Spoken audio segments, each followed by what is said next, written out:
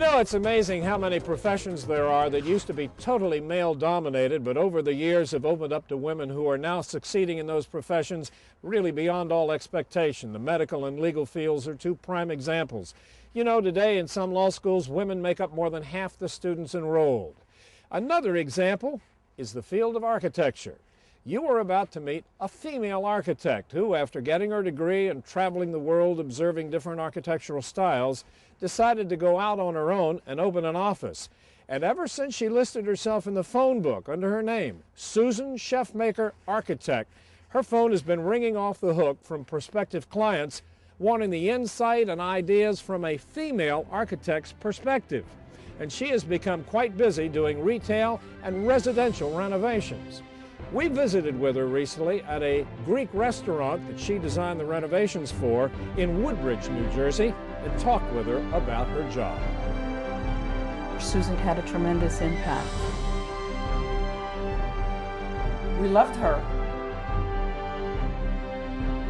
I would say that the majority of the work that I do is residential, probably about 70%. The remaining 30% is mostly commercial business spaces consisting of restaurants and food establishments. They tend to be restaurants such as this, or delis, or packaged goods stores. And then residentially, the bulk of the work is master bedroom suites, people adding on spaces for themselves or for their kids or for entertaining friends and family as they come over. Correct me if I'm wrong, Susan, but my understanding is that architecture is primarily a male-dominated business. I'm wondering, what's it like being a female architect? It's astoundingly receptive. I had expected that it would be much more difficult than it is going into a construction field, being able to hold my own and being able to have people respond to me in a positive way. But amazingly, people are really looking for a woman architect because there is a certain element that I can provide on a job that male architects don't seem to regularly provide, and that is a certain sensitivity of understanding the client and understanding the needs of what they're looking for, and then the communication level between them, the building department, the contractors, to make the whole job move along smoothly. I've been doing this a very long time.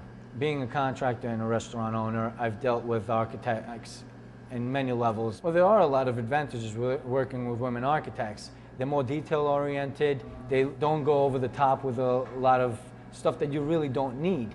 They look at the space that you want to build and they build it for you. If you do need something, Susan was able to talk me through on what the building department might require us to have. So when I walked in and looked at the space, it was a very raw space. It had been a food establishment before, but it was certainly nowhere for what it is now. It's come full circle from what it was. And when I met with Spiro as a contractor, I knew he understood construction. You can tell by meeting somebody when they understand how the process goes. Not every contractor really does.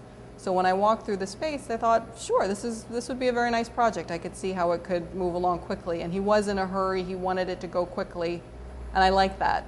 I don't like the jobs that get long and drawn out. So if somebody wants to move and they're serious about it, it's a nice match for me. Susan, tell me a little bit about your background. It really is very, very interesting. Initially, I started working for architecture firms in high school. I had taken a drafting course in high school, and I ended up pursuing it. It was a nice mix between business and the artistic side. So when I went to architecture school, I went to Pratt Institute in Brooklyn, New York. It's a 5-year program. During that program, I studied in Rome a semester, and I also studied in Copenhagen, Denmark for a semester. Through studying in other countries, it gives you an enormous understanding of the fine details of what can make architecture grand.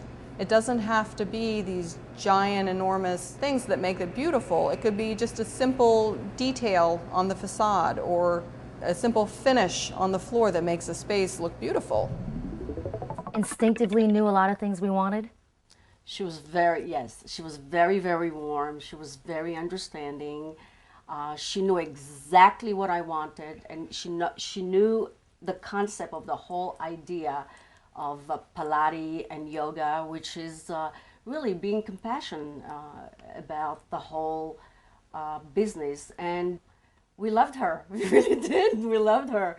I said to Wendy, I think after like the first 15 minutes, I said, she's really a nice lady. Yes. We really like her. I think we're gonna stick She with met her. with us whenever we needed to. She was very flexible in time, morning, noon, or night. She was very easy, very accessible. And I find that women can relax more and are much more communicative in telling me what they want than they are telling a man. Especially when you're walking through their bedroom and they're explaining their bathroom and they're saying, I want this arrangement or that arrangement. There's no hesitation in completely filling me in on what they're looking for. We decided we wanted to bump out and expand the kitchen. We thought it was a small addition, but it had a tremendous impact. I felt a female architect would understand my needs more, especially for a kitchen. And in meeting with her, she was just very pleasant, very easy to work with. We worked as a team. She did not come here with her own agenda. She was very open to our ideas and suggestions. When I first came in to meet with the Zenioses, the kitchen was very long and narrow. It actually stopped right about here. There was a counter on each side with a very narrow space in between. And what they wanted to do was push out the side about 6 feet, which initially seems like it wouldn't be enough to make a difference. But what we ended up doing in pushing it out, we also lifted up the ceiling to give a much more open, airy feeling. And what that does is it opens up the entire kitchen to then feel very large and spacious with a very simple addition. In addition to the kitchen, redo our bathroom. And at the time we only had a shower, so we wanted to accommodate a tub as well. And Susan came up with the great idea to bump out another 6 feet. And by doing that, we accommodated the tub, and we have that almost enclosed in its own private area, which is very nice. The bathroom also was a very simple addition. They were looking to add a hot tub. And at that point they had a shower, and they were trying to decide whether to take that space out of the master bedroom itself or to eliminate their walk-in closet. Both options which really didn't appeal to them at all. So what I ultimately suggested was to bump out the back of the house the size of the hot tub and then renovate the entire bathroom around that. We ended up doing the same cathedral ceiling there, the raised ceiling at the addition portion. And again, it made that whole portion at the hot tub a very special place to be. It made it very dynamic, and it went from being a small 8-foot ceiling box to being a very unique space. She was more than helpful to me with the town and kept the job progressing. So it was a delightful experience to work with her. Susan, now that you've done this, you've taken the big leap, you've gone out on your own, do you think you'll be kind of an inspiration to other women who are architects to do the same thing, follow in your footsteps? Definitely being out on my own. My family has always been a family of 9 to 5 business people, and 2 of my brothers have both gone out on their own since, and my nephew has also gone out on his own. So we've definitely been inspiring people to take that leap and try and change their life for the better.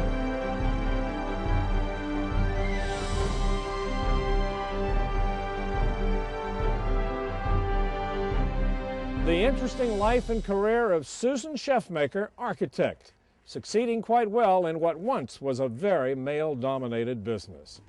I'm Doug Llewellyn reporting from New Brunswick, New Jersey.